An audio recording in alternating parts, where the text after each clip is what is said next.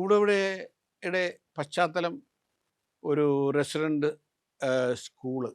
അത് ഞങ്ങൾ അന്ന് ആലോചിച്ച മേഘാലയ പോലൊരു സ്ഥലത്ത് ബാക്ക്ഗ്രൗണ്ടിൽ എടുക്കാനായിരുന്നു. അന്ന് അവിടെ ചില ഈ കമ്മ്യൂണൽ പ്രശ്നങ്ങൾ വരുന്നതുകൊണ്ട് അവിടെ ഷൂട്ടിങ്ങിന് പ്രശ്നമായിരുന്നു പറഞ്ഞ് മാറ്റി. അങ്ങനെ ഞങ്ങൾ ഊട്ടിയിലേക്ക് പോകുമായിരുന്നു.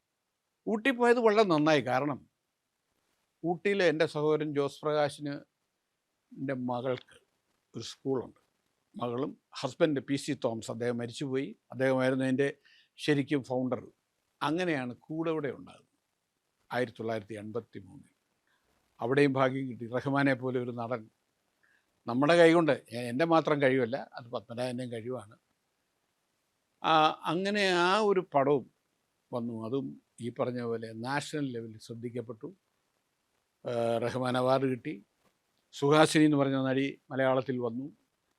മമ്മൂട്ടിയുടെ ആദ്യകാല പടങ്ങളിൽ ശ്രദ്ധിക്കപ്പെടുന്ന ഒരു പടമാണ് കൂടെവിടെ. ഇന്നും അതാണെന്ന് ഞാൻ മനസ്സിലാക്കുന്നു.